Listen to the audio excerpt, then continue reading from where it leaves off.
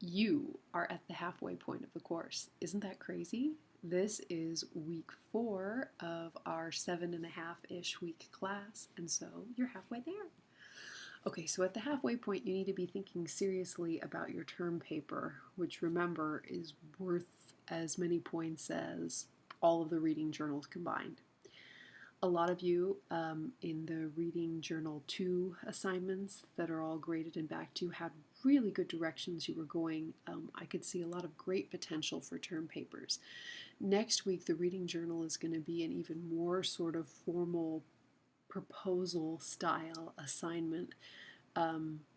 I'm even going to have you look for some sources for a potential paper, so please be seriously thinking about topics that you'd like to write about, ideas.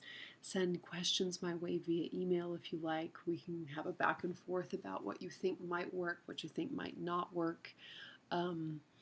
So yeah, that's something to definitely be thinking about. This week we covered drama. So we've done now fiction, we've done poetry, and we are on to drama. I love drama, but as I've mentioned several places in the activities this week, I find reading drama really exhausting. And I think that's because it's by its very nature, if you're reading a drama, you're reading a partial work of art. So I think for me, it's my head is working overtime to fill in the gaps that just aren't there because, well, they're not. I'm not watching a staged version of the play. I do love drama though, and we're reading 3 this week. Trifles, which is amazing. Krapp's Last Tape and Antigone, spanning many, many centuries here. Okay, so I've got a story about Krapp's Last Tape. Beckett can be notoriously difficult to connect with for people.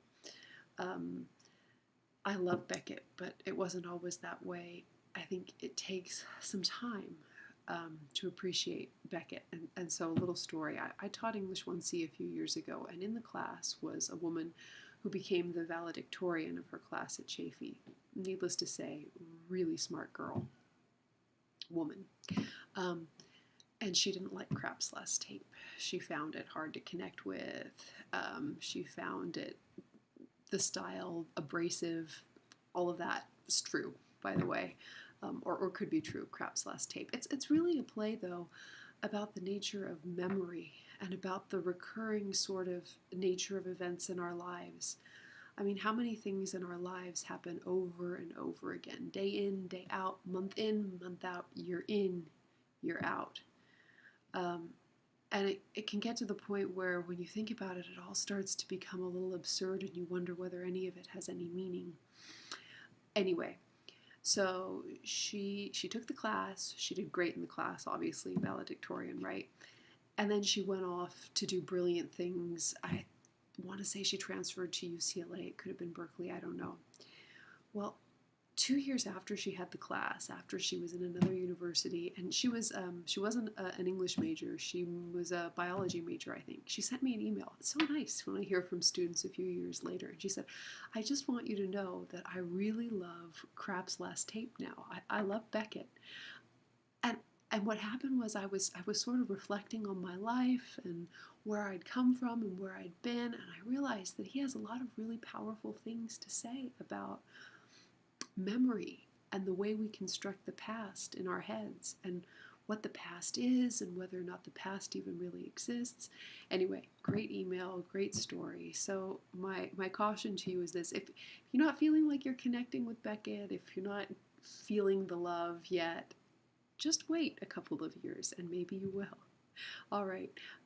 It's one of the, I think, joys and the privileges of being an English person to be able to say at a party or whatever, oh no, I love Samuel Beckett. I think his work's great. Anyway, okay. So, like I said, email me with any questions or concerns. I am loving the class. I'm loving reading what all of you are writing. You have wonderful insights into the literature. Keep up the good work, and I will be looking forward to seeing you this week. Okay, bye everybody.